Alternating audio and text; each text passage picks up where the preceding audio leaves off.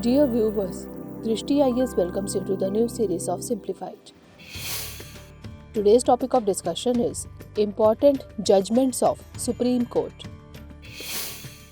Under this topic, first of all we will discuss about the introduction, and after that we will discuss about the important judgments.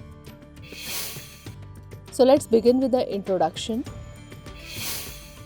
The Constitution of India, enacted in 1950, has been the cornerstone of India's democracy. After its enactment, it has undergone several amendments. The Supreme Court is the ultimate interpreter of the Constitution, and by its creative and innovative interpretation has been the protector of our constitutional rights and fundamental freedom. These judgments are to be appreciated not only as precedents but also as having laid down the law on issues of paramount importance, law that is binding on all courts and authorities in the country. Now let's discuss about the important judgments. First is A.K. Gopalan case versus State of Madras 1950. Supreme Court took a narrow view of Article 21. Supreme Court contended that there was no violation of fundamental rights enshrined in Articles 13, 19, 21 and 22 under the provisions of the Preventive Detention Act if the detention was as per the procedure established by law. Next is Shankari Prasad case versus Union of India 1951. This case dealt with the amendability of fundamental rights. That was the first amendment's validity was challenged. The Supreme Court contended that the Parliament's power to amend under Article 368 also includes the power to amend the fundamental rights guaranteed in Part 3 of the Constitution. Next is Berubadi Union case versus Unknown in 1960. This case was regarding the Parliament's power to transfer the territory of Berubai to Pakistan. The Supreme Court examined Article 3 in detail and held that the Parliament cannot make laws under this article in order to execute the Nehru-Noon Agreement. Hence, the 9th Amendment Act was passed to enforce the agreement. Next is Golaknath case versus State of Punjab 1967.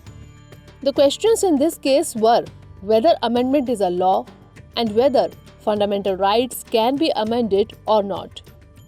Supreme Court contended that fundamental rights are not amendable to the parliamentary restriction as stated in Article 13, and that to amend the fundamental rights, a new Constituent Assembly would be required.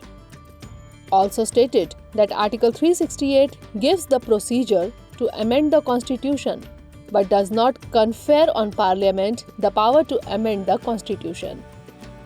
Next is Keshavananda Bharati versus State of Kerala 1973, propagating the basic structure doctrine as a safeguard against the usurpation of the Constitution.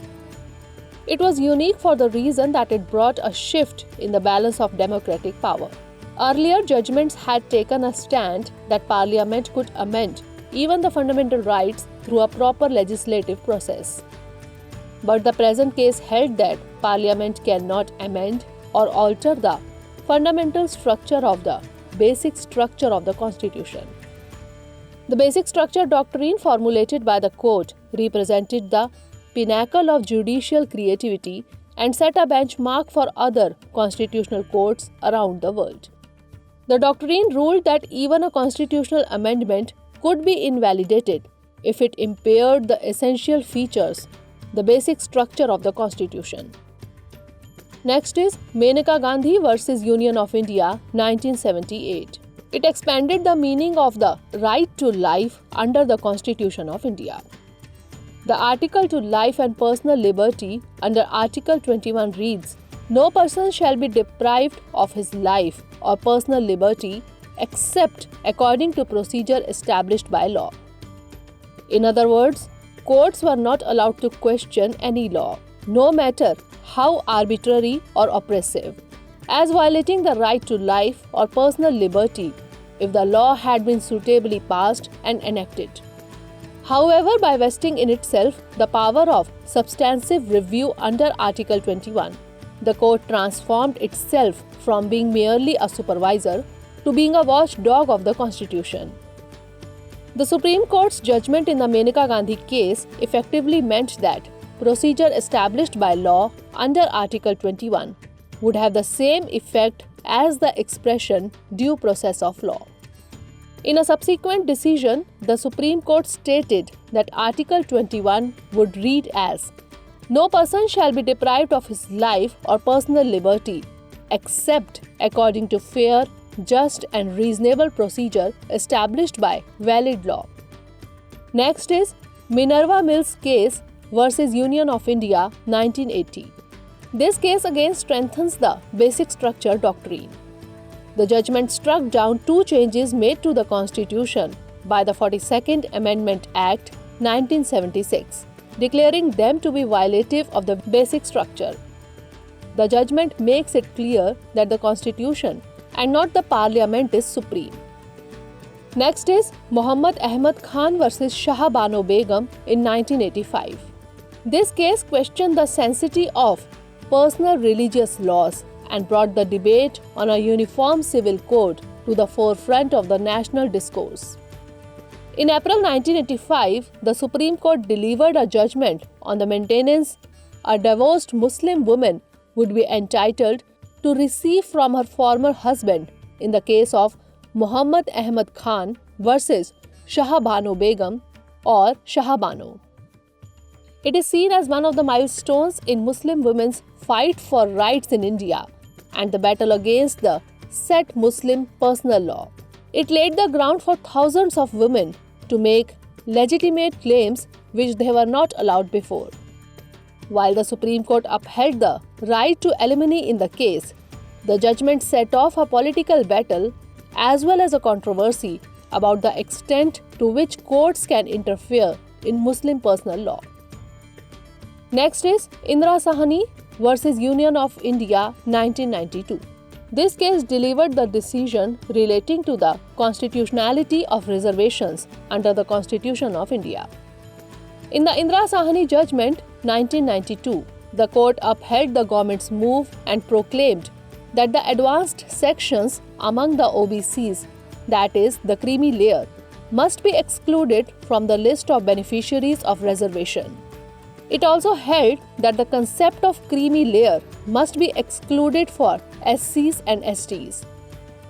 The Indira Sahni verdict also held there would be a reservation only in initial appointments and not promotions. But the government through this amendment introduced Article 16(4)(a) to the Constitution, empowering the state to make provisions for reservation in matters of promotion to SC or ST employees if the state feels they are not adequately represented. The Supreme Court in the judgment also capped the reservation quota at 50%. Next is S.R. Bommai case of 1994. In this judgment, the Supreme Court tried to curb the blatant misuse of Article 356 regarding the imposition of President's rule on states. Next is Vishakha versus State of Rajasthan 1997. It was innovating jurisprudence to prevent sexual harassment at the workplace. In the context of sexual harassment of women at workplace, judicial activism reached its pinnacle in Vishakha versus State of Rajasthan, that is, Vishakha. The judgment was unprecedented for several reasons. The Supreme Court acknowledged and relied to a great extent on international treaties that had not been transformed into municipal law. The Supreme Court provided the first authoritative definition of sexual harassment in India, and confronted with a statutory vacuum, it went creative and proposed the route of judicial legislation. Since there was no legislation in India related to sexual harassment at the workplace, the court stated that it was free to rely on the Convention on the Elimination of All Forms of Discrimination Against Women, that is CEDAW, signed by India in 1980. In interpreting Articles 14, 15, 19 and 215 of the Constitution.